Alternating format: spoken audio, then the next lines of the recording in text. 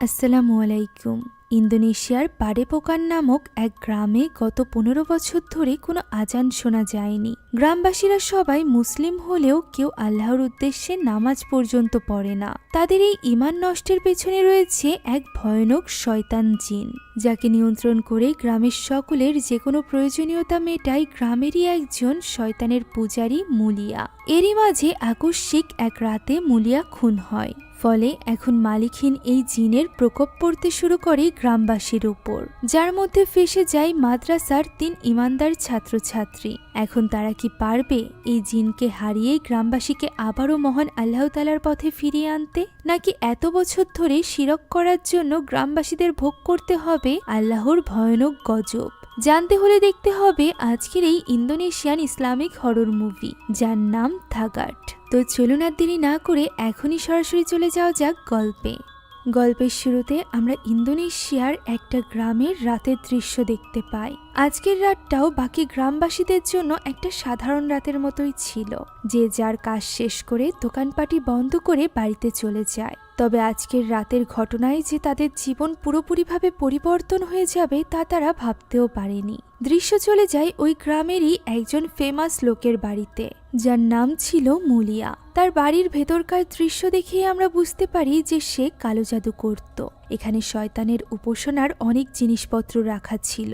এখানে আমরা মৌলিয়ার একজন শীর্ষ লামকে দেখতে পাই, যে কিনা মৌলিয়ার ছবির সামনে একটা পাত্র রাখে। এই পাত্রেও হয়তোবা কালো জাদুরই জিনিসপত্র ছিল। আর এরপর লাম একটা বই হাতে নেয়, যে বইয়ের ভেতরে একটা চাবি রাখার জায়গা ছিল। সে সেখানে ওই সিক্রেট চাবিটি রেখে দেয়। এরপর সে পাশে থাকা একটা মদের বোতল থেকে মদ পান করতে যায়। এমন সময় হঠাৎই লাইট ফ্লিকার করতে শুরু করে। লাম মনে করে হয়তোবা মৌলিয়া এসব কিছু করছে, তবে মৌলিয়া তার ডাকের কোনো সাড়া দেয় না। এমন সময় হঠাৎই লাইটটি বন্ধ হয়ে যায়। এতে করে লামের কিছুটা সন্দেহ হয়। সে টর্চ লাইট জ্বালিয়ে বাড়ি থেকে বেরিয়ে আসে এবং বাইরে এসে মৌলিয়াকে খুঁজতে আরম্ভ করে। যেখানে হঠাৎই পাশের আক্ষেপ থেকে সে কিছু আওয়াজ শুনতে পায়, যা শুনে সে আস্তে আস্তে তার ভেতরে প্রবেশ করে এবং দেখতে থাকে মৌলিয়া আসলে কোথায়। এমন সময় হঠাৎই তার পাশ থেকে কাউকে দৌড়ে যেতে দেখা যায়, যা লক্ষ্য করে লাম নিজেও। তাই সে সেদিকে এগিয়ে যায়। পথে সে কিছু রক্তের ছাপও দেখতে পায়। দেখে মনেই হচ্ছিল রক্তাক্ত অবস্থায় কাউকে সামনের দিকে টেনে নিয়ে যাওয়া হয়েছে। তাই সে দৌড়ে চলে যায় সামনের দিকে। সামনে দৌড়ে গিয়ে সে হতভম্ব হয়ে যায়, কেননা সেখানে বসেছিল মুলিয়ার মৃত লাশ, যার লাশে হাত দিতেই তার মাথাটি তার শরীর থেকে আলাদা হয়ে যায়। এটা দেখে লাম তো প্রচণ্ড ভয় পেয়ে যায়। দৃশ্য পরিবর্তিত হয় এবং এই ঘটনার 12 ঘন্টা আগের দৃশ্য আমরা দেখতে পাই, যেখানে অন্য এক গ্রামে আমরা দুজন মেয়েকে দেখতে পাই। দেখে মনে হচ্ছিল একজনের ঘাড়ে জিন ভর করেছে এবং অন্যজন তাকে সুস্থ করার চেষ্টা করছে। সেই সাথে এই সব কিছু ক্যামেরাবন্দি করছে তাদের বাগাস নামের আর এক বন্ধু। মূলত তারা 3 জনই ফ্রেন্ড ছিল এবং এতক্ষণ যাবৎ তারা দুজন আসলে অভিনয় করছিল। এই 2 জন মেয়ের নাম ছিল আইনুর এবং রিনি। আইনুরের স্বপ্ন ছিল যে সে মুলিয়ার মতো করেই মানুষের ভেতর থেকে জিন তাড়ানোর কাজ শিখবে এবং মানুষদেরকে সাহায্য করবে।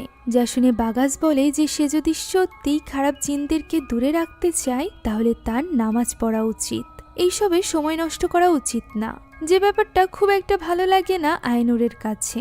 এমন সময় তার কিছু একটা মনে পড়ে যায় এবং সে তাড়াহুড়া করে সেখান থেকে সাইকেল নিয়ে বেরিয়ে পড়ে। সে সরাসরি চলে আসে মাদ্রাসায়। মূলত আইনুর, রিনি এবং বাগাস এই মাদ্রাসায় পড়াশোনা করত। আইনুর ছিল এতিম, যে কারণে ছোটবেলা থেকে এই মাদ্রাসার কেয়ারটেকারই তাকে বড় করেছে, ঠিক বাবার মতো করে। তাই তো সে সরাসরি চলে যায় কেয়ারটেকারের ঘরে, যেখানে টিভি রাখা ছিল। সে জানতো টিভিতে এই সময় মৌলিয়ার শো হবে, তাই সে সেটা দেখার জন্য এত তাড়াহুড়া করে এখানে চলে এসেছে। এই শোতে মুলিয়ার বিভিন্ন পারদর্শিতা দেখাচ্ছিল, যেখানে সে জিন ছাড়াচ্ছিল, কারোর আবার পায়ের হাড় ঠিক করছিল। এই সব কিছু দেখে আইনুর বেশ বিস্মিত হয়। সে নিজেও মুলিয়ার মতো করে মানুষকে সুস্থ করতে চাইতো। তাই তো সে টিভি দেখে মৌলিয়ার মতো করেই অ্যাক্ট করতে থাকে। ওই সময় তার হাতে আমরা একটা বিশেষ চিহ্ন দেখতে পাই। এমন সময় সেখানে চলে আসে ওই কেয়ারটেকার আব্দু। নামাজ বাদ দিয়ে আইনুরের এইভাবে টিভি দেখা তার কাছে ভালো লাগে না, তাই সে টিভিটি অফ করে দেয়। এটা দেখে আইনুর তার কাছে বায়না করতে থাকে যে সে শুধুমাত্র মৌলিয়ার এই ভিডিওটা দেখেই চলে যাবে নামাজ পড়তে। তাদের এখানকার কথা দ্বারা আমরা বুঝতে পারি আব্দু কখনোই চাইতো না যে আইনুর মৌলিয়াকে নিজের আইডল মনে করুক, অর্থাৎ নিজে মৌলিয়ার মতো হওয়ার চেষ্টা করুক। তবে আইনুর তার কথাই খুব একটা গুরুত্ব দিত না। এখানে আমরা বাকি ভিডিওটা দেখতে পাই যেখানে মৌলিয়া খুব সহজেই একজন ছেলের পা ঠিক করে দেয়, এমনকি সে তখনই উঠে হাঁটতে শুরু করে, যা দেখে আশেপাশের সকলে তার ভক্ততে পরিণত হয়। এ কারণেই মৌলিয়া এত বেশি জনপ্রিয় ছিল। এখন এই ভিডিও দেখা শেষ করে আইনুর চলে যায় বাকিদের সাথে নামাজ আদায় করতে, যেখানে মাদ্রাসার বেশিরভাগ স্টুডেন্টই বাড়িতে চলে গিয়েছিল, যেহেতু আগামীকাল থেকে ছুটি আরম্ভ হচ্ছে। তবে এখানে রিনি জানায় যে সে আইনুরকে ছেড়ে বাড়িতে যাবে না, কারণ আইনুরকে ছাড়া তার বাড়িতে মন বসে না। আইনুরও এটা শুনে খুশি হয়ে যায়, কারণ রিনি বাড়িতে গেলে সে এখানে একেবারেই একা হয়ে যাবে। এখন নামাজ শুরু হয়ে যায়। অন্যদিকে আমরা মৌলিয়ার বাড়ির দৃশ্য দেখতে পাই। ওই দিন মৌলিয়ার কাছে সাহায্যের জন্য একজন গরিব লোক আসে, যার সাথে ছিল তার ছোট্ট মেয়ে। মেয়েটি এখানে তার বাবাকে প্রশ্ন করে যে তারা এখানে কেন এসেছে। উত্তরে তার বাবা বলে যে তারা নিজেদের অর্থ সম্পদ বাড়ানোর জন্য এখানে এসেছে। মেয়েটি বুঝতে পারছিল না যে মৌলিয়ার কাছ থেকে সে কিভাবে অর্থ সম্পদ বাড়াবে। তখনই লোকটির ডাক পড়ে। ভেতরে যাওয়ার আগে সে তার মেয়েকে আশ্বাস দেয় যে তারা খুব শীঘ্রই ধনী হতে চলেছে, তাকে সে সেখানেই অপেক্ষা করতে বলে। তবে বাবা ভেতরে যাওয়ার পরই মেয়েটি আশেপাশে ঘুরতে থাকে, যেখানে পাশেই একটা মসজিদের মতো স্থান ছিল। তবে দেখেই বোঝা যাচ্ছিল যে জায়গাটা পরিত্যক্ত। হতে পারে এখানে এখন আর কেউ নামাজ আদায় করে না। তবে ছোট্ট মেয়েটি এখানেই নামাজ আদায় করার সিদ্ধান্ত নেয়। তাই তো সে পাশের ট্যাপ থেকে উজু করছিল। এমন সময় তার সামনে থাকা আরেকটা পানির ট্যাপ আপনা আপনি চালু হয়ে যায়। মেয়েটি এটা দেখে ঘাবড়ে গেলেও সে খুব একটা গুরুত্ব দেয় না, বরং ওই পানির ট্যাপটা বন্ধ করে সে আবারও উজু করা শুরু করে। এমন সময় আমরা সেখানে ভয়ানক কিছুর একটার উপস্থিতি দেখতে পাই। ভিডিওর এই পর্যায়ে আপনাদেরকে জানাতে চাই এক নতুন এবং মজাদার অনলাইন ক্যাসিনো সম্পর্কে, যার নাম বানজাই বেট। কেন বানজাই বেট আলাদা? এতে রোজ লক্ষ লক্ষ মানুষ খেলছে এবং প্রতিদিন প্রচুর নগদ অর্থ জিতছে। এখানে রয়েছে 3 লক্ষেরও অধিক active player. Aviator, crazy time, funky time, coin flip, sweet bonanza, poker, slides, live casino সহ সবই আছে এখানে, এবং খুব শীঘ্রই স্পোর্টস গেমও যুক্ত হবে। এছাড়া বিকাশ, নগদ এবং রকেট দিয়ে তাড়াতাড়ি টাকা ডিপোজিট এবং উইথড্র করতে পারবেন। এরই সাথে 24 ঘন্টা কাস্টমার সাপোর্ট তো থাকছেই। তাই এখনই নতুন অফারে অংশগ্রহণ করুন। নিচের পিন কমেন্টে ক্লিক করে সাইন আপ করুন এবং প্রোমো কোড হন্টিং ব্যবহার করুন। প্রথম ডিপোজিটেই 100% ওয়েলকাম বোনাস এবং 25,000 টাকা পর্যন্ত বোনাস। সেই সাথে থাকছে 200টি ফ্রি স্পিন। এই সুযোগ মিস করবেন না। তো চলুন এখন গল্পে ফেরা যাক। এদিকে ভেতরে তার বাবা একটা বাক্সের ভেতরে টাকা রেখে মৌলিয়ার সামনে বসেছিল। মৌলিয়া এখানে লোকটির হাত ওই বক্সের উপরে রাখে, আর এরপর একটা ছুরি দিয়ে তন্ত্রমন্ত্র পড়ে তার হাতের উপর আঘাত করে। এর ফলে সে প্রচন্ড যন্ত্রণায় ছটফট করতে থাকে। মৌলিয়া এদিকে তার তন্ত্রমন্ত্র কন্টিনিউ করে যায়। সে ওই হাতের উপর কিছু পানি ঢেলে আবারও তন্ত্রমন্ত্র পড়তে থাকে। এর ফলে মুহূর্তের মধ্যেই লোকটির হাত একদমই ঠিক হয়ে যায়। তখন মৌলিয়া তাকে ওই বক্সটি খুলতে বলে। লোকটি বক্স খুলতেই হতবাক হয়ে যায়, কেননা ভেতরে যে সামান্য টাকা ছিল তা কয়েক গুণ বেড়ে গিয়েছিল। যা দেখে লোকটি খুশি তো হয়, তবে সে আরো বেশি টাকা চাইছিল। যার জন্য মৌলিয়া তাকে জিজ্ঞাসা করে সে কি তার কথা মতো বলি দেওয়ার জন্য তার মেয়েকে এনেছে। অর্থাৎ লোকটি এখানে তার মেয়েকে স্যাক্রিফাইস করতে এসেছিল। যে ব্যাপারে না জানা ছোট্ট মেয়েটি তো ওই মসজিদে তখন নামাজ আদায় করছিল। হঠাৎই তার পেছনে আমরা ওই শয়তান জিনকে দেখতে পাই, যে কিনা ভয়ানকভাবে তার কাছে এগিয়ে আসে। দৃশ্য পরিবর্তিত হয় এবং ওই রাতে আমরা আইনুর এবং রিনিকে দেখতে পাই, যারা কিনা মার্কেট থেকে মাদ্রাসায় ফিরে যাচ্ছিল। পথেই রিনির মনে পড়ে যে সে তার প্রয়োজনীয় একটা জিনিস নেয়নি, যেটা নেওয়ার জন্য সে দোকানে ছুটে যায় এবং আইনুরকে সেখানেই অপেক্ষা করতে বলে। আইনুর সেখানে দাঁড়িয়ে রিনির জন্য অপেক্ষা করছিল। এমন সময় হঠাৎই তাকে কেউ একজন ডাক দেয়। ঘুরে তাকাতেই সে দেখতে পায় তার সামনে দাঁড়িয়ে আছে মৌলিয়া, যার হাতে রয়েছে একটা ছুরি। সে ওই ছুরির সাথে আইনুরের দিকে এগিয়ে আসে এবং তাকে বলে আইনুর তার মতোই হয়ে যাবে, এ হেড ফর এ হেড। একথা বলেই সে নিজের মাথা কেটে ফেলে। এই দৃশ্য দেখে আইনুর প্রচন্ড রকমের ভয় পেয়ে যায়। তখনই সেখানে চলে আসে রিনি, যে কিনা আইনুরকে সামলে নেয়। তবে অবাক করা বিষয় হলো তাদের সামনে তো কেউই ছিল না। এই সব কিছু হয়তো বা আইনুরের কল্পনা। তবে এই ঘটনায় আইনুর ভীষণভাবে চিন্তিত হয়ে পড়েছিল, আর বাড়িতে ফিরতেই সে শকড হয়ে যায়। কেননা আব্দু কারোর সাথে ফোনে কথা বলছিল, যেখানে সে কারোর মৃত্যুর ব্যাপারে জানতে পেরেছিল। অন্যদিকে আইনুর দেখতে পায় টিভিতে মৌলিয়ার মৃত্যুর ব্যাপারে জানানো হচ্ছে, অর্থাৎ মৌলিয়া আজ রাতেই মারা গিয়েছে। আর তার মৃত্যুও হয়েছিল তার দেহ থেকে মাথা আলাদা হওয়ার মাধ্যমে। যেটা জানার পর আইনুর একেবারেই হতভম্ব হয়ে যায়। এর কিছু সময়ের পরের দৃশ্য আমরা দেখতে পাই, যেখানে আইনুর মাত্রই জানতে পেরেছিল যে মৌলিয়া মূলত আর কেউ নয়, বরং তার নিজের বাবা ছিল। আর এই ব্যাপারটা আব্দুই এতদিন তার কাছে লুকিয়ে এসেছে। সে তো জানতো ছোটবেলাতেই তার বাবা মারা গিয়েছে। আব্দু জানায় এটা সে করেছে তার মায়ের কথা মতো। আইনুরের মা তার মৃত্যুর কিছুদিন আগেই আইনুরকে এখানে নিয়ে এসেছিল এবং তার হাতে তুলে দিয়ে বলেছিল যে আইনুর যেন কোনোদিনও জানতে না পারে যে তার বাবাকে। আইনুর এই কথা শুনে কাঁদতে কাঁদতে বলে যে এর জন্য সে তার বাবাকে তার কাছ থেকে এতগুলো বছর ধরে লুকিয়ে রেখেছে। সে একজন এতিমের মতো করে এই মাদ্রাসায় বড় হয়েছে। শুধুমাত্র তাই নয়, তার বাবার ভিডিও সে যখনই দেখত তখনই আব্দু এসে বলতো তার বাবা মিথ্যাবাদী, মৌলিয়া নাকি ভণ্ড কবিরাজ। এখন তো আইনুরের কাছে মিথ্যাবাদী সেজে গিয়েছে আব্দু নিজে। একথা শুনে আব্দুর খুব খারাপ লাগে। সে বলে যে সে তাকে কখনোই কোনো কিছু থেকে বঞ্চিত করতে চায়নি।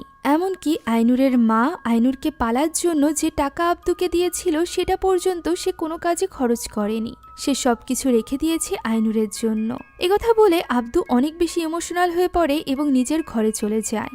আইনুর দেখতে পায় সেখানে তার মায়ের গয়না এবং টাকা রয়েছে, যেগুলো তার মা আব্দুর হাতে তুলে দিয়েছিল। এত বছর যাবৎ আব্দু এই সব কিছু যত্ন করে রেখেছিল। সেখানে তার বাবা মৌলিয়া এবং তার মায়ের ছবিও ছিল, যা দেখে আইনুর আরো বেশি ইমোশনাল হয়ে পড়ে। তাই তো সে ঠিক করে যে যেভাবেই হোক সে মৌলিয়ার জানাজায় যাবে, অর্থাৎ শেষবারের মতো তার বাবাকে দেখবে, যে কাজে হয়তো বা আব্দু বাধা দিতে পারত। তাই তো সে আব্দুকে না জানিয়ে ওই রাতেই রিনিকে নিয়ে বেরিয়ে পড়ে মাদ্রাসা থেকে। তবে বের হওয়ার সময় বাগাস তাদেরকে দেখে ফেলে এবং তাদের সাথে নিজেও যাবে বলে ঠিক করে। পরদিন সকালে আমরা তাদের তিনজনকে একটা ট্রাকে করে ওই গ্রামের দিকে যেতে দেখতে পাই, যেখানে পথে সে তার দুই বন্ধুকে সবকিছু খুলে বলছিল। এমন সময় হঠাৎই ওই জিনকে আমরা পেছনে দেখতে পাই, যে কিনা তার নাম ধরে ডাকে, যা অন্য কেউ শুনতে পায় না বা দেখতে পায় না। এটা দেখে আইনুর একটু অবাক হয়।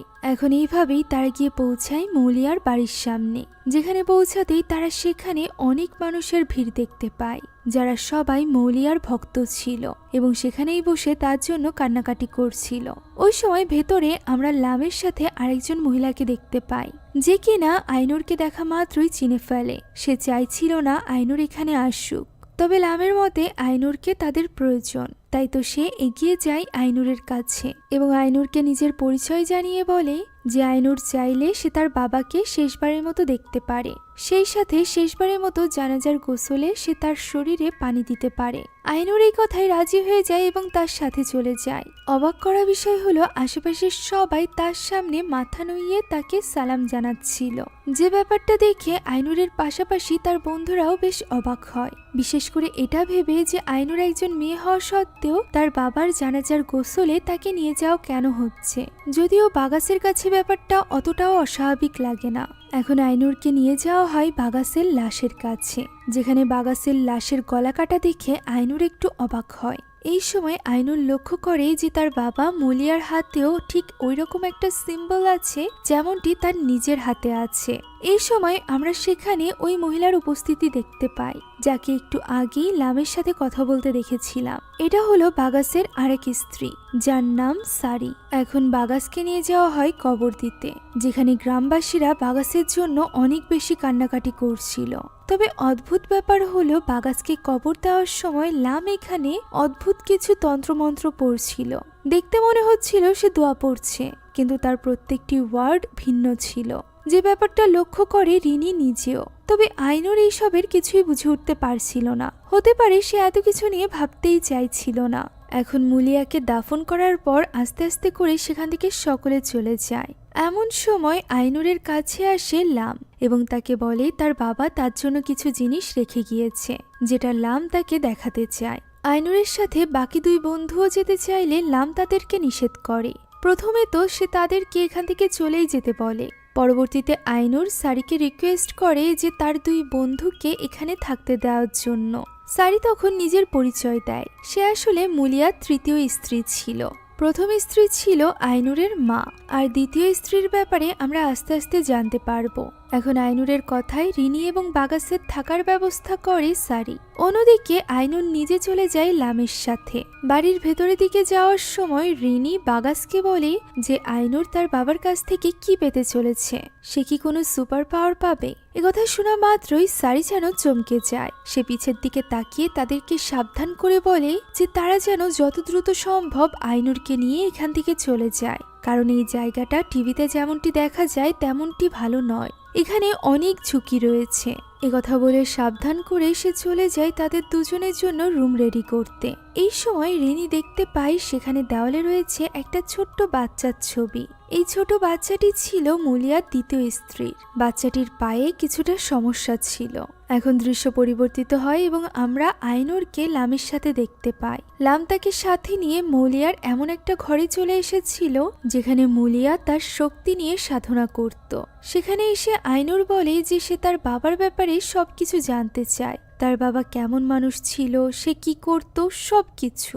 তখন লাম তাকে সেখানেই অপেক্ষা করতে বলে কিছু একটা নেওয়ার জন্য ভেতরে চলে যায়। এমন সময় আইনুর পেছনের একটা কক্ষে পর্দার পেছনে কারোর উপস্থিতি টের পায়। দেখে সত্যিই মনে হচ্ছিল পর্দার পেছনে কেউ দাঁড়িয়ে আছে। তাই সে সেদিকে এগিয়ে যায় এবং পর্দাটি সরাতেই অবাক হয়ে যায়, কেননা সেখানে কেউই ছিল না। এটা দেখে সে যখন সামনের দিকে এগিয়ে আসছিল ঠিক তখনই পেছন থেকে পর্দাটি আবারও সামনের দিকে এগিয়ে আসে। আইনুর এবার একটু ঘাবড়ে যায়। সে আস্তে আস্তে পেছনে ঘুরে তাকায়। এমন সময় হঠাৎই পাশ থেকে ওই আকৃতি তার উপর হামলে পড়ে। এই ঘটনায় আইনুর ভীষণভাবে ভয় পেয়ে গিয়েছিল। সে ভয়ে চিৎকার করে উঠেছিল। এমন সময় সেখানে বই হাতে চলে আসে লাম। লাম এই বইটা আইনুরের হাতে তুলে দেয় এবং জানায় এটা তার বাবার, যেটা কিনা সে আইনুরের জন্য রেখে গিয়েছে। লাম জানায় যে মুলিয়া চাইতো আইনুর যেন তার পথে চলে এবং তার সব শক্তি নিয়ে সে যেন গ্রামবাসীদের পাশে দাঁড়ায়, যেভাবে মুলিয়া এতদিন তাদের পাশে দাঁড়িয়ে এসেছে। একথা শুনে আইনুর বেশ অবাক হয় এবং জিজ্ঞাসা করে যে সে তার বাবার মতো কিভাবে হতে পারবে। উত্তরে লাম বলে আগামী 3 রাতের মধ্যে এক রাতে সে আইনুরকে ওই সিক্রেট জায়গায় নিয়ে যাবে, যেখানে গেলে সে তার বাবার শক্তি পাবে। আইনুরও এই কথায় রাজি হয়ে যায়। অন্যদিকে ওই মসজিদের দৃশ্য আমরা দেখতে পাই, যেখানে ওই ছোট্ট মেয়েটিকে আমরা নামাজ পড়তে দেখেছিলাম। এই মসজিদটা মুলিয়ার বাড়ির সাথেই ছিল, তাই তো সেখানে বাগাস গিয়েছিল নামাজ পড়তে। সে অজু করে মসজিদের ভেতরে প্রবেশ করে। এই মসজিদের পূর্ব দিকেই কবর দেওয়া হয়েছিল মুলিয়াকে। এখন ভেতরে প্রবেশ করে বাগাস যখন দেখতে পায় যে কেউই নামাজ আদায় করতে আসেনি, তাই সে সরাসরি চলে যায় মাইকের কাছে। মূলত সে আজান দিতে চাইছিল যাতে করে গ্রামবাসীরা এখানে নামাজ আদায় করতে আসে। তবে সে সেটা করার আগেই সেখানে লাম চলে আসে এবং তাকে বাধা দেয়। তার মতে এখানে কেউ নামাজ আদায় করে না। বাগাস অবাক হয়ে জিজ্ঞাসা করে যে কেন, সে তো সকাল থেকে এই গ্রামে আজানের শব্দ পর্যন্ত শোনেনি। এর উত্তর লাম দেয় না, বরং সে শুধুমাত্র বলে যে বাগাস চাইলে এখানে নামাজ আদায় করতে পারে, তবে তাকে এটা একা করতে হবে। সে যেন এই গ্রামের ঐতিহ্যের মর্যাদা রাখে। ফলে বাগাসও আর কথা বাড়ায় না, সে একাই নামাজ আদায় করতে শুরু করে। যেখানে সূরা ফাতিহা সম্পূর্ণ করতে না করতেই পেছন থেকে এক ভয়ানক কণ্ঠ বলে ওঠে আমিন। এটা শুনে বাগাস একটু ভয় পেয়ে গেলেও সে এই ব্যাপারে খুব একটা গুরুত্ব না দিয়ে নিজের নামাজ চালিয়ে যায়। তবে সে যখনই সিজদায় যায় তখনই হঠাৎ করে সিজদার দোয়া পড়তে শুরু করে পাশ থেকেই ওই ভয়ানক কণ্ঠ। সে ভয়ে ভয়ে পাশে তাকাতেই দেখতে পায় সেখানে পড়ে আছে মুলিয়ার কাটা মাথা। এটা দেখে বাগাস অনেক বেশি ভয় পেয়ে যায়। তাই তো সে ইস্তেগফার পড়ে সিজদা থেকে উঠেই হতবাক হয়ে যায়, কারণ সে দেখতে পায় সে পশ্চিম দিকে নয় বরং পূর্ব দিকে অর্থাৎ মুলিয়ার কবরের দিকে সিজদা দিচ্ছিল। ফলে সে দ্রুত নামাজ ছেড়ে দিয়ে আবারও নতুন করে নামাজ পড়তে আরম্ভ করে। এখান থেকে দৃশ্য পরিবর্তিত হয় এবং ওই দিন রাতের দৃশ্য আমরা দেখতে পাই, যেখানে বাগাস অধীর আগ্রহে অপেক্ষা করছিল আইনুরের জন্য। তখনও পর্যন্ত সে ফিরে আসেনি। এই ব্যাপারে জিজ্ঞাসা করলে রিনি খুব একটা মাথা ঘামায় না। তখন বাগাস তার সাথে ঘটা ওই ভয়ানক ঘটনার ব্যাপারে রিনিকে খুলে বলে। রিনি এই ব্যাপারে জানে না, কেননা আজ সারাদিন সে নামাজ আদায় করেনি। তবে তার কাছে এটা ভেবেও অদ্ভুত লাগে যে যদি এখানে কেউ নামাজ নাই পড়ে থাকবে তাহলে ওই মসজিদ কেন বানানো হয়েছে। উত্তরে বাগাস বলে যে হতে পারে এই মসজিদটা আগে বানানো হয়েছিল, এখানে মানুষেরা নামাজ আদায় করত। তবে যেমনটি নবী রাসূলরা ভবিষ্যৎবাণী করেছে যে কোনো অশুভ শক্তি একটা স্থানকে টার্গেট করবে এবং সেখানকার মানুষদের মন থেকে ঈমান নষ্ট করে দিবে। তবে সে বুঝতে পারছিল না এই অশুভ শক্তি আসলে কে। উত্তরে রিনি বলে তার মনে হয় মুলিয়াই ছিল ওই অশুভ শক্তি, কেননা তার মৃত্যুর পর সকলে তার স্পর্শ পাওয়ার জন্য যেন পাগল হয়ে উঠছিল। এমন ভক্ত থাকা কোনো স্বাভাবিক ব্যাপার না। এমন সময় হঠাৎই সেখানে প্রবেশ করে আইনুর। তবে অদ্ভুত ব্যাপার হলো আইনুর বাগাসের সালামের উত্তর পর্যন্ত দেয় না, বরং খুব অদ্ভুত একটা হাসি দিয়ে তাদের সামনে দিয়ে ভেতরে চলে যায়, যার পিছু করতে করতে রুমে চলে যায় রিনি নিজেও। সেখানে গিয়ে সে আইনুরের সাথে কথা বলার চেষ্টা করে, তবে আইনুর তো বিছানায় বসে এক মনে ওই বইটি পড়ছিল। রিনি তখন মজা করে তাকে ভিডিও করার জন্য ক্যামেরা বের করে, তবে আইনুর এই ব্যাপারে মনোযোগ না দেওয়ায় সে সেটা সেখানেই অন করে রেখে দেয়। আর এরপর হঠাৎই নেল কাটারে তার হাত কেটে যায়। সে দৌড়ে চলে যায় আইনুরের কাছে এবং তার কাছে গিয়ে অভিনয় করতে থাকে যেমনটি তারা করত। আইনুরও এখানে খুব সিরিয়াসভাবে তার চিকিৎসা করতে শুরু করে, যেভাবে মুলিয়ার ভিডিও দেখে শিখে তার সাথে মজা করত। অন্যদিকে ঠিক ওই সময় বাগাস সারিকে দেখতে পাই একটা রুমের দিকে যেতে, যে রুমের ভেতরে সে কাউকে খাবার দিয়ে বলে সে যেন ভেতরেই থাকে, বাইরে না আসে। একথা বলে সারি সেখান থেকে চলে যায়। বাগাস কৌতূহলবশত ওই ঘরে কে আছে তা দেখার জন্য এগিয়ে যায়, তবে সে সেটা দেখতে পায় না, কেননা তার আগেই তার পেছনে চলে আসছে আসল আইনুর। আইনুরকে এখানে দেখে বাগাস হতবাক হয়ে যায়, তাই তো সে দ্রুত চলে যায় রিনির কাছে। তবে ঘরের দরজা খুলতেই সে দেখতে পায় রিনি একা বিছানায় বসে আছে। সে যখন রিনিকে বলে আইনুর তো মাত্রই এলো, তখন রিনিও হতবাক হয়ে যায়। সে পাশে থাকা ওই ক্যামেরাটি চেক করে, যেখানে ভিডিও তো রেকর্ড হয়েছিল, তবে এই ভিডিওতে আইনুর ছিল না। এই ঘটনায় রিনি এবং বাগাস পুরোপুরিভাবে নিশ্চিত হয়ে যায় যে এখানে নিশ্চয়ই কোনো অস্বাভাবিক ঘটনা ঘটছে, তাই তারা পরদিন সকালে এখান থেকে চলে যাবে বলে ঠিক করে। তবে আইনুর যেতে চাইছিল না, সে তার বাবার পথে চলবে। একথা শুনে বাগাস রেগে যায় এবং তাকে প্রশ্ন করে যে তার বাবার কোন পথ। সে তার হাতে থাকা ওই বইটি কেড়ে নেওয়ার চেষ্টাও করে, তবে আইনুর তাকে এটা স্পর্শ পর্যন্ত করতে দেয় না এবং স্পষ্টভাবে জানিয়ে দেয় যে তারা দুজন চাইলে এখান থেকে চলে যেতে পারে, তবে আইনুর তাদের সাথে যাবে না। কথা শুনে বাগাস রাগের মাথায় সেখান থেকে চলে যায় রুমে। এখন অন্যদিকে আমরা ওই ঘরের দৃশ্য দেখতে পাই, যেখানে ছোট্ট একটা ছেলে ছিল, তার পায়ে সমস্যা ছিল। এই ছেলেটি আসলে মুলিয়ার দ্বিতীয় স্ত্রীর সন্তান। সেখানে মুলিয়ার তৃতীয় স্ত্রী অর্থাৎ সারি আসে। সারি এবং তার কথা দ্বারা আমরা বুঝতে পারি যে তারা দুজনই কোনো একটা ব্যাপার নিয়ে চিন্তিত ছিল। সেই সাথে আইনুরের এখানে আসার ব্যাপারটা নিয়ে তারা একদমই খুশি ছিল না। এছাড়া সারি প্রেগনেন্ট ছিল। এখন ওই রাতে সারি একা একা ঘুমাচ্ছিল। এমন সময় হঠাৎই তার উপর থেকে কাঁথাটা আপনা আপনি সরে যায়, এতে করে তার ঘুম ভেঙে যায়। সে উঠেই দেখতে পায় কাঁথাটি নিচে পড়ে আছে এবং তার ভেতরে বসে আছে রেহমাত।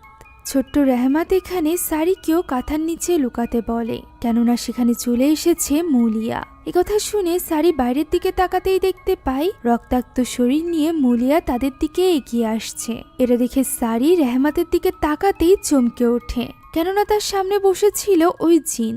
এই ভয়ঙ্কর গা হিম করা স্বপ্ন দেখে সারির ঘুম ভেঙে যায়। অন্যদিকে ওই রাতে আমরা দেখতে পাই আইনুরকে নিয়ে লাম গিয়েছিল একটা গুহার মতো স্থানে। এটাই ছিল মুলিয়ার সিক্রেট জায়গা। সেখানে চারি সাইডে মোমবাতি জ্বালানো ছিল। সেখানে নিয়ে গিয়ে লাম তাকে একটা নির্দিষ্ট স্থানে বসতে বলে। আর এরপর কিছু রিচুয়ালের পর লাম তার দিকে এগিয়ে আসে একটা ছুরি নিয়ে। সে আচমকাই এই ছুরি দিয়ে আঘাত করে আইনুরের 2 হাত এবং 2 পায়ে। আইনুর প্রচন্ড ব্যথা পাচ্ছিল। তখন লাম বলে তার সাথে সাথে এই মন্ত্র পড়তে। আইনুর ঠিক তাই করে। লাম যা বলছিল আইনুরও তাই বলতে থাকে।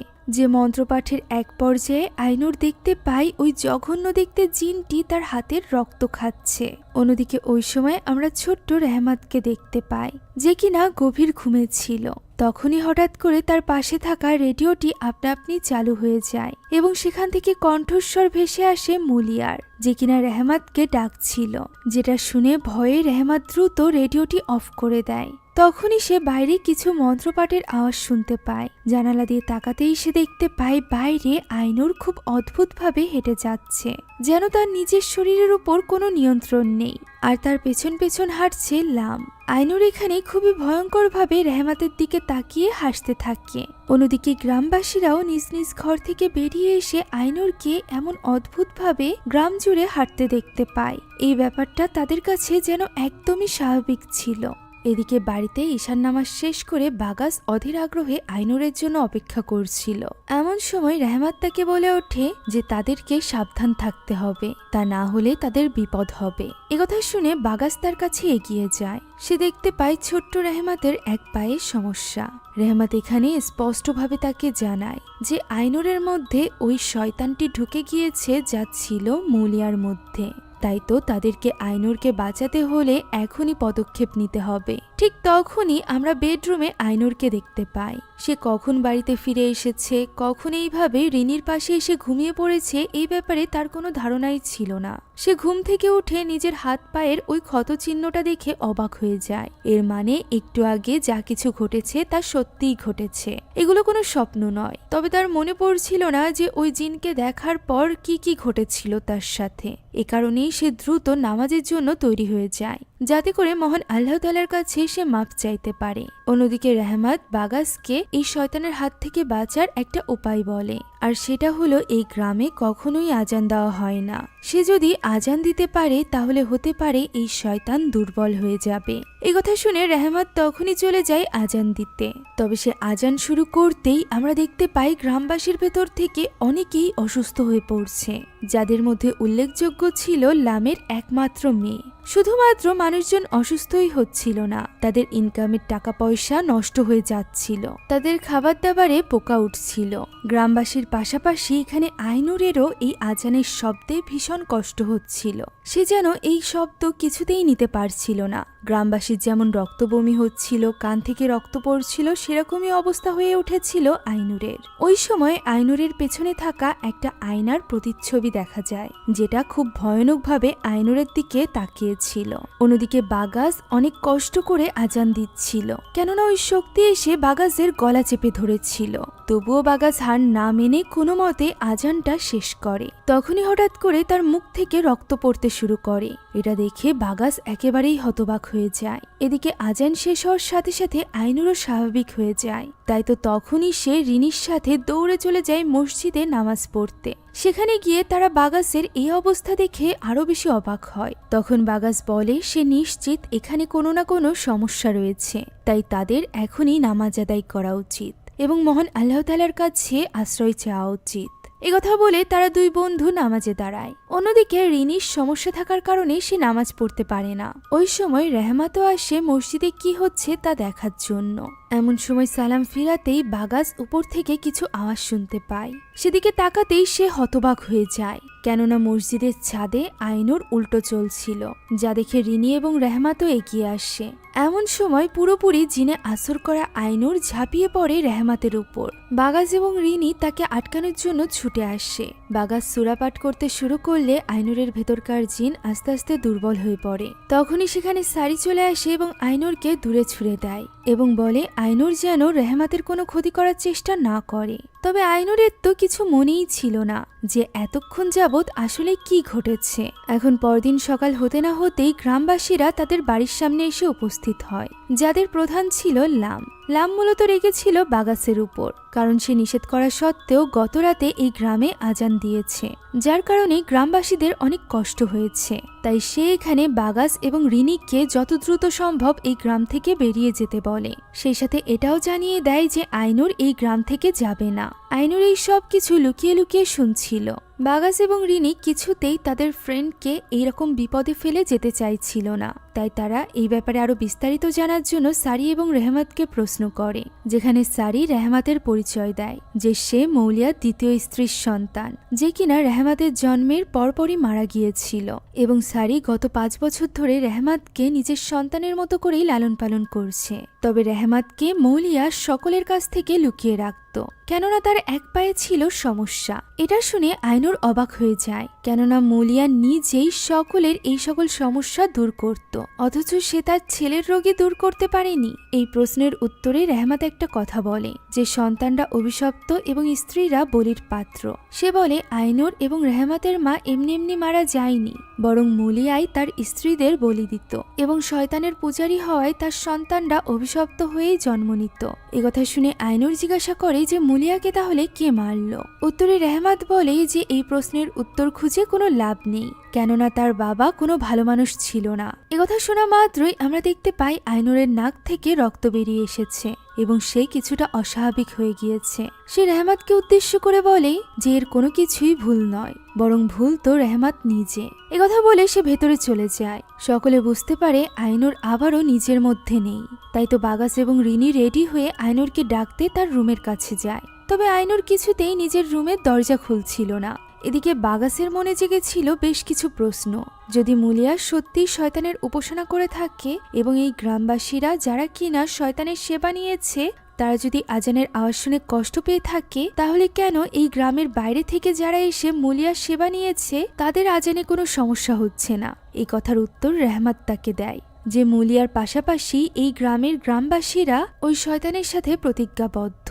তারা বিভিন্ন সময়ে বিভিন্নভাবে অন্যায় করেছে, এমনকি জেনে শুনে নিজের স্ত্রী সন্তানকে বলি দিয়েছে টাকা পয়সার মতো অর্থলোভের জন্য, যেগুলো রেহমাত নিজ চোখে দেখেছে। সে এখন বাগাস এবং রিনিকে নিয়ে যেতে চাইছিল মৌলিয়ার সিক্রেট বেসমেন্টে, যেখানে সে ওই বলি দেওয়া মানুষদেরকে নিয়ে যেত। রেহমাত ভালো করেই জানতো ওই বইয়ের মধ্যে রয়েছে ওই বেসমেন্টের চাবি। তাই তো সে সেটা বের করে ওই স্থানে চলে যায় যেখানে ছিল বেসমেন্টের দরজা। সে দরজা খুলে দিলেও নিজে তাদের সাথে নিচে যায় না। রিনি এবং বাগাস একাই যায় বেসমেন্টের ভেতরে। সেখানে এই রহস্যজনক সবকিছুর ভিডিও করছিল রিনি। হঠাৎই সে তার সামনে দিয়ে বাগাসকে তড়িঘড়ি করে হেঁটে যেতে দেখতে পায়, যার পিছু পিছু সে পৌঁছে যায় একটা ঘরে। তবে সেখানে প্রবেশ করে সে বাগাসকে দেখতে পায় না। ওই ঘরে মৌলিয়ার একটা ছবি সাদা কাপড় দিয়ে ঢাকা ছিল, যেখানে তার হাতে ছিল একটা তাসবিহ। ছবি দেখে রিনির ভয় করায় সে দ্রুত ওই ঘর থেকে বেরিয়ে যেতে যায়। এমন সময় হঠাৎই তার পায়ের কাছে তাসবিহর টুকরো এসে পড়ে। সে পিছে ঘুরে দেখতে পায় ওই ছবির হাতে তাসবিহ নেই। সেই সাথে ছবির উপর থাকা সাদা কাপড়টি নিচে পড়ে আছে, যার নিচে বসে আছে ওই শয়তানি শক্তি। তবে অদ্ভুত ব্যাপার হলো এই সব কিছু ক্যামেরায় দেখা যাচ্ছিল, খালি চোখে সেখানে কাউকেই দেখা যাচ্ছিল না। এমন এক পর্যায়ে ওই শক্তি আস্তে আস্তে করে উঠে দাঁড়ায় এবং হামলে পড়ে রিনির উপর। এতে করে রিনি পড়ে যায় এবং ভয়ে চিৎকার করতে থাকে। তখনই তার কাছে চলে আসে বাগাস। বাগাস আসা মাত্রই সবকিছু স্বাভাবিক হয়ে যায়। তখন বাগাস বলে সে কিছু একটা খুঁজে পেয়েছে। একথা বলে সে রিনিকে নিজের সাথে করে নিয়ে যায়। সে মূলত একটা দরজা খুঁজে পেয়েছিল। তার মনে হচ্ছিল এই দরজার পেছনে নিশ্চয়ই কিছু আছে। তখন রিনি তাকে রেহমাতের দেওয়া ওই চাবিটি দেয়, যে চাবিটি দিয়ে বাগাস ওই দরজা খুলেও ফেলে। এমন সময় ওই দরজার ফাঁকা দিয়ে বেরিয়ে আসে অসংখ্য ভয়ানক হাত, যা বাগাসকে ধরে টেনে নেওয়ার চেষ্টা করে। বাগাস এবং রিনি কোনো মতে নিজেদেরকে মুক্ত করে এবং দৌড়ে পালিয়ে বেরিয়ে আসতে চেষ্টা করে। তবে মেন দরজার কাছে আসতেই সেটা আপনা আপনি বন্ধ হয়ে যায়। তারা কিছুতেই দরজাটি খুলতে পারছিল না। পেছনে ঘুরতেই তারা হতবাক হয়ে যায়। সেখানে অসংখ্য আত্মারা তাদের সামনে মাথা নুইয়ে সেজদা করছিল, আর এই জিনিসটা সেখানে পড়ে থাকা ক্যামেরায়ও রেকর্ড হচ্ছিল। ফলে এই দৃশ্য দেখে বাগাস অনেক বেশি ভয় পেয়ে যায়। সে দ্রুত আয়াতুল কুরসি পড়তে আরম্ভ করে। আয়াতুল কুরসি পড়ার সাথে সাথেই দরজাটি খুলে যায়। তারা দুজনই প্রাণ বাঁচিয়ে পালায়। ক্যামেরাটি সেখানেই পড়ে থাকে। অন্যদিকে ওই সময় আমরা আইনুরকে দেখতে পাই যে কিনা অদ্ভুতভাবে গ্রামের মধ্য দিয়ে হেঁটে বেড়াচ্ছিল। এই জিনিসটা লক্ষ্য করে লামের স্ত্রীও। সে লামকে গিয়ে এই ব্যাপারে জানায়। লাম বুঝতে পারে সময় চলে এসেছে। সে নিজের মেয়েকে জড়িয়ে ধরে। আমরা জানতে পারি লাম মূলত নিজের মেয়েকে সুস্থ রাখার জন্যই চাইছিল মুলিয়ার শক্তি যাতে আইনুরের মধ্যে আসে, যাতে করে সে তার সাহায্যে নিজের মেয়েকে সুস্থ রাখতে পারে। গ্রামবাসীরাও এখানে আইনুরকে এই অদ্ভুতভাবে হাঁটতে দেখে বুঝতে পারে মুলিয়ার শক্তি অলরেডি তার মধ্যে চলে এসেছে। তাই তো সকলে তার পিছু পিছু হাঁটতে থাকে। গ্রামের সবাই বেরিয়ে আসে নিজ নিজ ঘর থেকে। এখানে একজন মহিলার হাতে সমস্যা ছিল, যা দেখে আইনুর মাঝপথেই দাঁড়িয়ে যায়। মহিলাটি তার দিকে এগিয়ে আসে। তখন আইনুর ঠিক মুলিয়ার মতো করে তাকে বলে তার উপর বিশ্বাস রাখতে। এগুলো বলে সে মুলিয়ার মতো অঙ্গভঙ্গি সেই সাথে মন্ত্র পড়তে থাকে। আর এক পর্যায়ে সে ওই মহিলার হাত টেনে তাকে সুস্থ করে দেয়। এটা দেখে আশেপাশের সব গ্রামবাসীরা তাকে মুলিয়ার মতো করেই শ্রদ্ধা করতে থাকে। এই সব কিছু দূর থেকে দেখছিল ছোট্ট রেহমাত। সে এটা দেখা মাত্রই দৌড়ে চলে যায় সারির কাছে। সারি তখন অলরেডি ব্যাগপত্র গোছানো শুরু করেছিল, কেননা তারা বুঝতেই পেরেছিল যে তাদের বিপদ ঘনিয়ে এসেছে। বাকিটা রেহমাত এসে তাকে জানায় যে এবার আইনুর পুরোপুরিভাবে ওই জিনের আসরে চলে এসেছে। ফলে তারা দ্রুত কাপড় চোপড় নিয়ে সেখান থেকে বেরিয়ে পড়ে। অন্যদিকে আইনুর তখনও পর্যন্ত গ্রামবাসীদের সুস্থ করে চলেছিল। তখনই সেখানে চলে আসে বাগাস। বাগাস এখানে আইনুরের হুঁশ ফেরানোর চেষ্টা করে, তবে আইনুরের ভেতরে থাকা জিন তার উপর রেগে যায় এবং তাকে বলে সে অনেক দুর্বল প্রকৃতির মানুষ। এ কারণেই সে মানুষের মধ্যে শুধুমাত্র ভয়ের সৃষ্টি করে। ওই সময় রিনি তাকে আটকাতে আসলে সে রিনিকেও উল্টোপাল্টা কথা বলতে থাকে, যে রিনি সবসময় নাটক করে আইনুরের পাশে থাকার। কিন্তু আসলে তো রিনি নিজেই নিজের জীবনে অনেক একা। তার বাবা মায়ের ডিভোর্স হওয়ার পর সে অনেক বেশি একাকিত্বে ভোগে। এই কারণেই সে আইনুরের সাথে থাকে। কথা বলার সাথে সাথেই রিনি তাকে একটা থাপ্পড় মারে, যা দেখে মাঝখানে চলে আসে লাম। সে স্পষ্টভাবে জানিয়ে দেয় যে আইনুর মুলিয়ার পথে চলবে, আর এই ব্যাপারে কেউ বাধা হয়ে দাঁড়ালে তাকে আটকে রাখতে হবে গ্রামবাসীদের। অর্থাৎ এখানে রিনি এবং বাগাসকে আটকে রাখার কথা বলা হচ্ছিল। তাই তো তাদেরকে মুলিয়ার বাড়িতেই আটকে রাখা হয় এবং যত দ্রুত সম্ভব এই গ্রাম থেকে চলে যেতে বলা হয়। তারা দুজন বুঝতে পারছিল না যে তারা কি করবে। এইভাবে তারা আইনুরকে একাও ছাড়তে পারছিল না। একমাত্র সারি এবং রেহমাতি তাদেরকে সাহায্য করতে পারত। কিন্তু সমস্যার ব্যাপার হলো তারা তো অলরেডি ওই বাড়ি থেকে পালিয়ে গিয়েছে, যেটা জানার পর রিনি এবং বাগাস আরো বেশি অসহায় হয়ে পড়ে। এদিকে আইনুরকে নিয়ে লামু চলে যায় ওই গুহার মতো স্থানে। সেখানে সে আবারও আইনুর উপর ওই কালো জাদু করতে থাকে, যাতে করে পুরোপুরিভাবে ওই শয়তান জিন তাকে পজেস করে নেয়। লামু মূলত এটাও জানতে চাইছিল যে কিভাবে মুলিয়া মারা গিয়েছে। জিনটি এবার পুরোপুরিভাবে আইনুরকে বশে নিয়ে নেয় এবং তাকে দেখায় মুলিয়া কিভাবে মারা গিয়েছিল। মূলত এই স্থানেই মুলিয়া মারা গিয়েছিল। ওই দিন সারি মুলিয়ার এই শয়তানের উপাসনার ব্যাপারে জানতে পেরেছিল। এটাও জানতে পেরেছিল যে তার পেটে থাকা সন্তানের জন্মের সাথে সাথে সেও মারা যাবে, তাকেও বলি হতে হবে ওই শয়তানের। এই নিয়েই মুলিয়া এবং তার মধ্যে হাতাহাতি শুরু হয়ে যায়। মুলিয়া আরেকটু হলে সারিকে মেরেই ফেলতো। এমন সময় সেখানে চলে আসে রেহমাত এবং রেহমাতি নিজের হাতে নিজের বাবাকে ভুলবশত খুন করে ফেলে। সৎমার প্রাণ বাঁচাতে গিয়ে সে নিজের আপন বাবার খুন করে ফেলেছিল। তাই তো সেখানে বসেই সে কাঁদছিল। তবে সারি ব্যাপারটা সামলে নেয়। তারা দুজন মিলেই সেই রাতে আক্ষেতের ভেতর দিয়ে মুলিয়ার লাশ টেনে নিয়ে যাচ্ছিল, যখন সেখানে দুর্ভাগ্যক্রমে চলে আসে লাম। আর তার কারণেই তারা মুলিয়ার লাশ সরাতে পেরেছিল না। এখন দৃশ্য চলে আসে বর্তমানে, যেখানে এটা জানার পর ওই জিন প্রচণ্ড ক্ষুব্ধ হয়ে যায়। তার এই রাগ দেখে সকলে তার সামনে মাথা নুইয়ে সম্মান করতে থাকে। অন্যদিকে আমরা দেখতে পাই সারি এবং রেহমাত ওই আক্ষেতের মধ্য দিয়েই গ্রাম থেকে বেরিয়ে যাচ্ছিল। হঠাৎই রেহমাত কিছুর একটা আওয়াজ শুনে থেমে যায়। সারি তাকে দ্রুত হাঁটতে বলে। তখনই হঠাৎ করে রেহমাতকে কিছু একটা টেনে নিয়ে যায়। সারি পারত তার সৎ ছেলেকে এখানে ফেলে রেখে যেতে, তবে ছোটবেলা থেকেই রেহমাতকে কোলে পিঠে করে বড় করেছে সে। তাই তো সে রেহমাতকে বিপদে ফেলে যেতে পারে না, বরং সে রেহমাতকে বাঁচানোর জন্য জিনে আসর করা আইনুরের সাথে লড়াই করতে থাকে। এমনকি রেহমাতকে বাঁচানোর জন্য সে তো নিজের প্রাণ দিতেও দ্বিধাবোধ করে না। অনেকটা আহত হওয়ার পরও সে ওই জিনকে প্রাণপণে আটকে রাখে এবং রেহমাতকে পালাতে বলে। রেহমাতও কোনো মতে ওই আক্ষেতের ভেতর থেকেই পালিয়ে বেরিয়ে যাওয়ার চেষ্টা করছিল। এমন সময় সে ধাক্কা খায় বাগাসের সাথে। সে বাগাসদেরকে দ্রুত নিয়ে যেতে চায় তার মাকে বাঁচানোর জন্য। তবে ওই স্থানে গিয়ে তারা সেখানে কাউকেই পায় না, না সারিকে না আইনুরকে। ফলে তারা বুঝে উঠতে পারছিল না যে এই মুহূর্তে তারা কি করবে। আইনুর এখন পুরোপুরিভাবে ওই জিনের বশে ছিল। তাই তো ওই জিনের ব্যাপারে বিস্তারিত জানার জন্য তারা চলে যায় মুলিয়ার ওই উপাসনাগারে। সেখানে গিয়ে বিভিন্ন বই থেকে তারা জানার চেষ্টা করে যে এই জিনের সাথে লড়াই জেতার উপায় কি। ওই সময় আমরা দেখতে পাই জিনে আসর করা আইনুর সারিকে টানতে টানতে পুরো গ্রাম জুড়ে হেঁটে বেড়াচ্ছিল, যা দেখে গ্রামবাসীরাও ভীষণ ভয় পেয়ে যায়। এদিকে রেহমাতের দেওয়া একটি বই থেকে তারা জানতে পারে যে মৃত্যু ছাড়া এ থেকে বাঁচার আর কোনো উপায় নেই, অর্থাৎ ওই জিন যাকে পজেস করবে তাকে মেরে ফেলতে হবে। তবে তাকে যে কেউ মারতে পারবে না, তাকে মারতে পারবে তার ছেলে মেয়ে অথবা সরাসরি রক্তের কেউ। এই কারণেই সেদিন রেহমাত মারতে পেরেছিল মুলিয়াকে, কেননা রেহমাত মুলিয়ার ছেলে।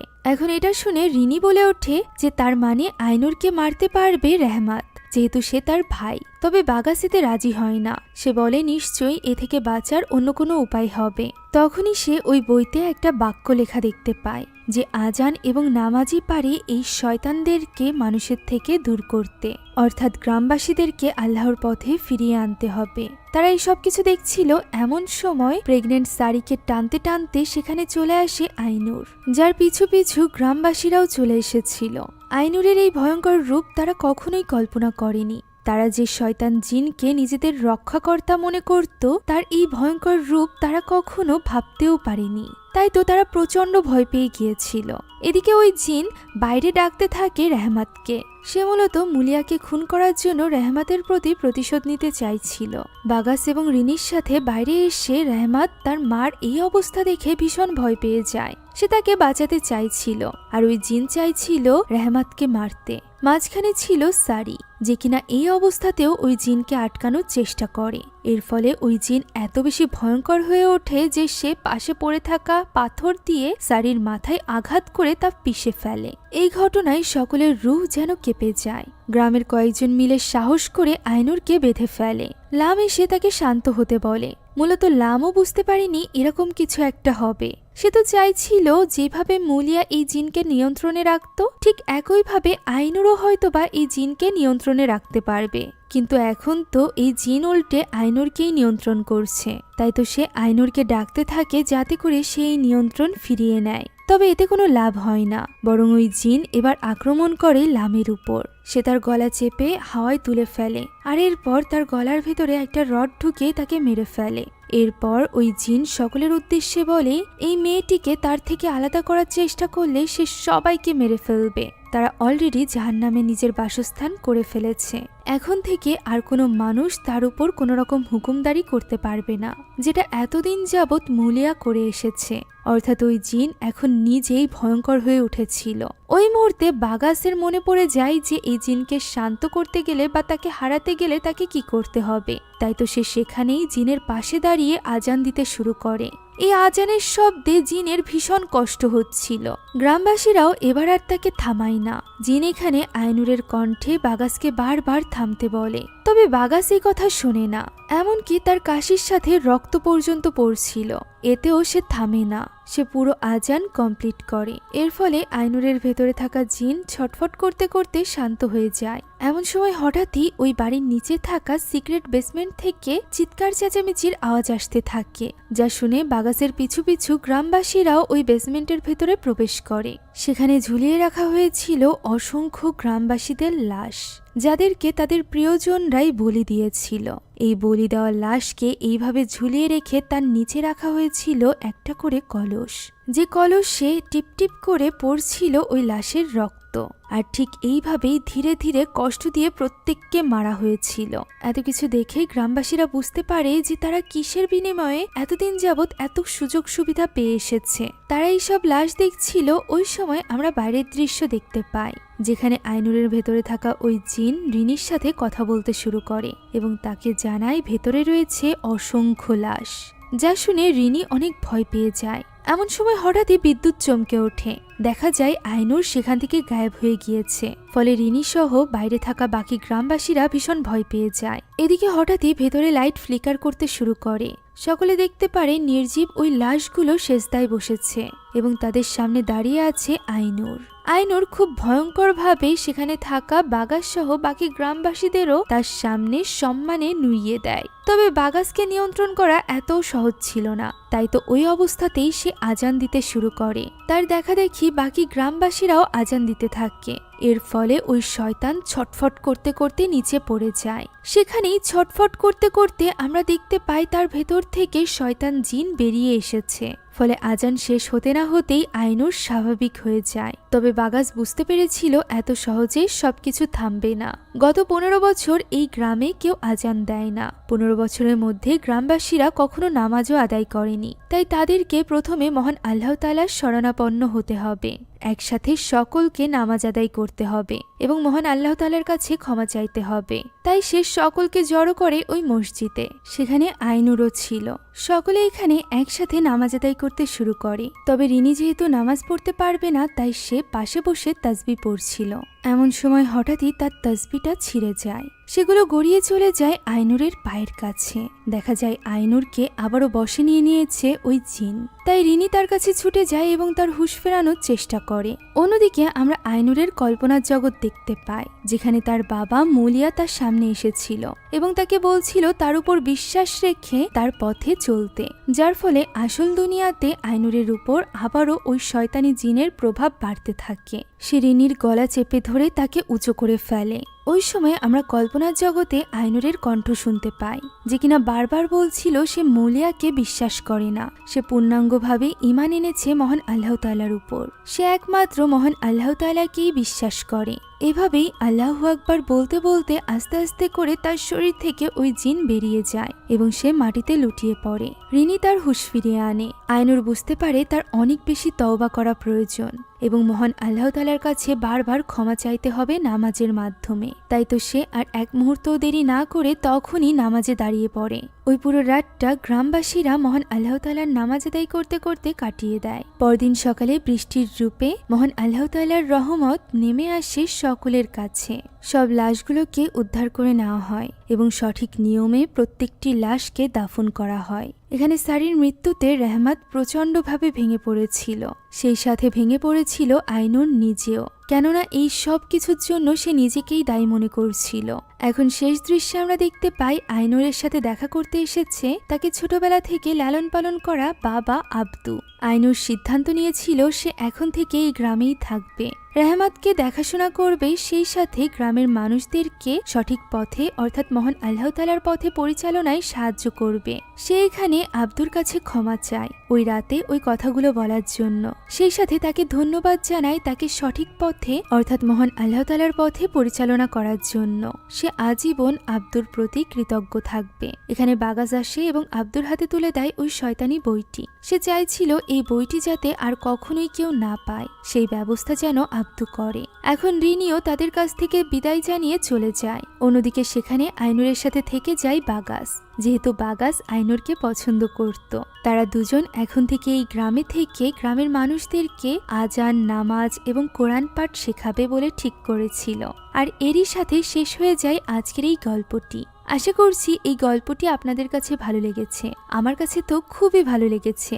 অনেকদিন পর ইন্দোনেশিয়ান একটা প্রপার ইসলামিক হরর মুভি দেখলাম। আপনাদের কাছে কেমন লাগলো তা কমেন্টে জানাতে ভুলবেন না। ভালো লেগে থাকলে অবশ্যই আমাদের চ্যানেলটিকে সাবস্ক্রাইব করে যাবেন। সেই সাথে আপনার আমার মতো মুভি লাভার্সদের জন্য আমরা নিয়ে এসেছি সুলভ মূল্যে নেটফ্লিক্সের সাবস্ক্রিপশন, যা পেয়ে যাবেন আমাদের ফেসবুক পেজ এইচবি শপে। পেজের লিংক ডেসক্রিপশন বক্সে দেওয়া আছে। Thank you so much for watching this video. আল্লাহ হাফেজ।